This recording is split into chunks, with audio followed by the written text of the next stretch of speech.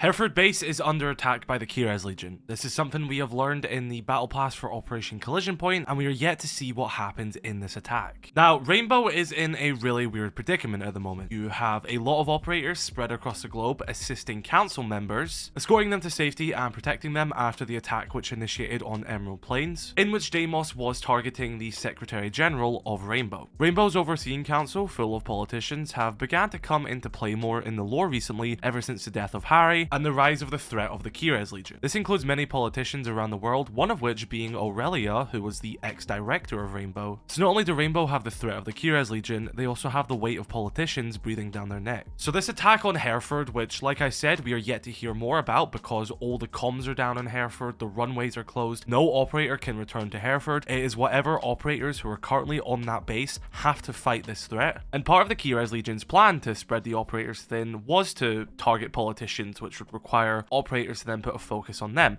spreading them across the globe, as well as giving them false leads and information when Dokkaebi and Scopos hacked their database. And one of these false leads which were given was an attack that was going to happen in Singapore. However, it seems like this may backfire on the Kudos Legion, and I'm going to show you the evidence as to why I believe this. So after finding out that there was going to be a potential attack in Singapore, Viper Strike leader Hibana, joined by one of her members Brava, would make their way to Singapore and start to follow this lead. This is when they would eventually find out that the building that was marked for an attack was simply just an empty, desolate building with not really any relevance. Now, of course, as we all now know, this was just an elaborate ploy to spread the operators thin and get as many away from Hereford base as possible, so they could then initiate their attack to seemingly free Deimos from Hereford. And that is when Brava and Hibana learn, whilst they're in Singapore, that they cannot reach contact with Hereford and no one is responding. So from the information presented in the battle pass, it seems like there may be some potential hints that whilst in Singapore and no longer being able to return to Hereford base, Hibana and Brava may have made contact with Nighthaven. Now, why do I say this? To begin with, we know that Nighthaven's base of operations and their labs, which is just around the corner from their base, if you actually go on the map Nighthaven labs, you can see Nighthaven's HQ in the distance. Their base is actually set in Singapore. So there is a chance that Hibana and Brava have made contact with Nighthaven and explained the situation. Now, if you keep up with Rainbow Six lore, you may know that Nighthaven, and specifically Callie, have said on multiple occasions that this is Rainbow's fight. They've been told not to get involved, and they're not going to. The only time Callie will get involved with this is if the reward outweighs the risk. Now, over the past year or so as well, Nighthaven operators and Rainbow operators have stated that they will happily work with either side once more, and it seems like a lot of them are starting to build back their bridges. An operator who is actually quite keen on working with Rainbow once again, and technically has by giving the robots to Scopos,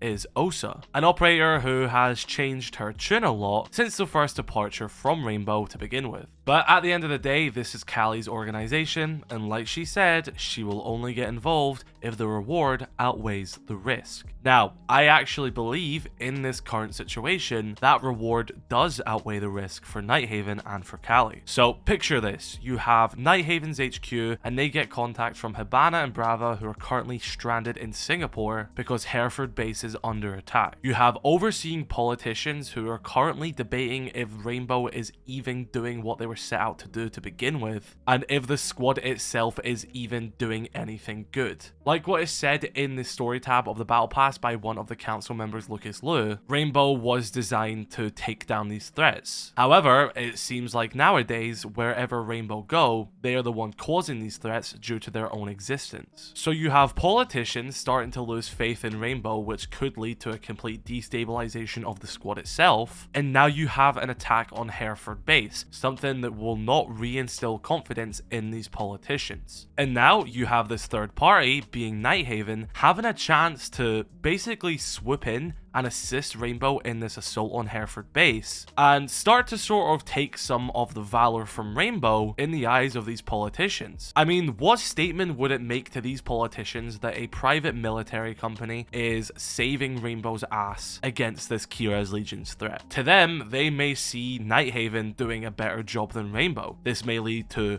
a lot of contracts going to Nighthaven, a lot more money being put behind them, and more funding, and expanding Callie's business even more. To me, at least from Callie's perspective, that seems like that reward would outweigh that risk. And now, the reason why I think that Brava and Hibana have made contact with Nighthaven, and Nighthaven may be even going to intercept this assault on Hereford base, is because in the battle pass, when Callie is talking to Smoke, she says, "Suit up, Smoke, it's game time." Also, quite a fitting operator to say that to if they are going to make their way to Hereford base and assist Rainbow, because not only is Hereford base the original base of Rainbow itself, it was also the original base of the SAS, the squad in which Smoke was once a part of. So Nighthaven have a lot to gain from this situation. I also don't think it is a coincidence that Hibana and Brava's target, which they went to investigate, was in Singapore. Maybe my theory isn't the one that's going to happen, but I definitely think there is at least some reason for Hibana and Brava to be in Singapore rather than any other country. And it doesn't necessarily mean that this will all go swimmingly for Nighthaven as well. Callie may bite off more than she can chew. She may have been waiting for her time, swoop in at this moment, realize that this was the wrong moment, and it will bite Nighthaven in the ass. I think if there is anything that will reunite Rainbow and Nighthaven once again, it will be the threat of the Kudos Legion. Technically, that was going to be the case from the start because Nighthaven were going to investigate the stolen Nighthaven gear. However, Rainbow told them to stay out of it. Rainbow, although playing by their own playbook, pushing Nighthaven away from getting involved in any of this, may have inadvertently hurt them. And I'm not saying I want to see a version of Rainbow that can only succeed because of the help of a private military such as Nighthaven. And I'm also not saying I want to see a version of Nighthaven that can only succeed with the help of Rainbow. I think it's good to show that each of these sides can stand independently and succeed as their own parties. However, I also do think it is important to highlight how strong they are though when they work in tandem and fight for their same common interest. But we are entering an era of the lore which has somewhat been unseen for Rainbow Six Siege, with the politicians now playing such a large part.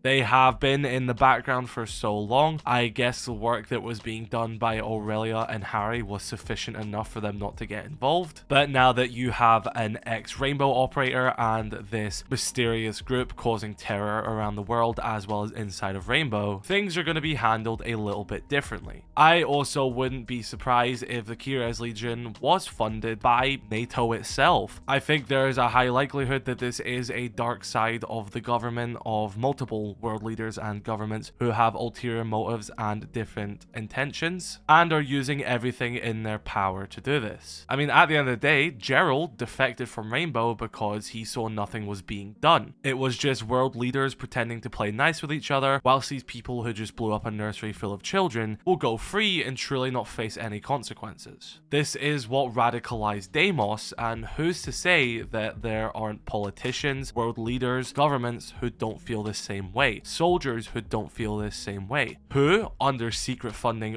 of NATO, of world leaders, of taxpayers, of governments, have created this Kudos Legion to do it their way. It would truly make the Kudos Legion a very interesting and different group, because for a lack of better terms, it would make them this dark Rainbow, whose money trickles down from the exact same source. Who knows, maybe there's a reason these politicians are trying to push Rainbow out so hard. Maybe this is their intention all along. But regardless of what happens there, it definitely seems like we're going to be seeing more Nighthaven in the lore. I actually think it would be quite nice to have a new Nighthaven operator quite soon as well. Our most recent one was Grim, and don't get me wrong, I love Grim, but I would just like to see that team expand even more. Since we've not really seen them for a while, it could be quite cool that maybe they have had a new recruit over the past year, and then we start to get introduced to them and see how they interact and operate inside of Nighthaven. Heck, it could even be quite cool if one of the new Nighthaven operators were a recruit who left Rainbow. I mean, we even saw in one of the battle passes that a few of them were packing their bags and leaving. Who's to say that the private sector might not be calling their name? But who knows, maybe just like with every theory, I am looking way too much into this, but I definitely think it would be interesting if Brava and Hibana do make their way to Nighthaven's HQ, they do explain the situation, and something does come from it. Really excited to see where the story is going to go from here, and hopefully we get to see more of this assault on Hereford, maybe in the big Year 10 cinematic or in a comic book, or maybe even something else. So be sure to let me know your thoughts in the comment section below about this theory. Do you think Hibana, Brava, and Nighthaven are going to go on this mission to Hereford base? And do you think, from Nighthaven's perspective, that this reward outweighs the risk? Drop a like on this video if you did enjoy, subscribe if you're new.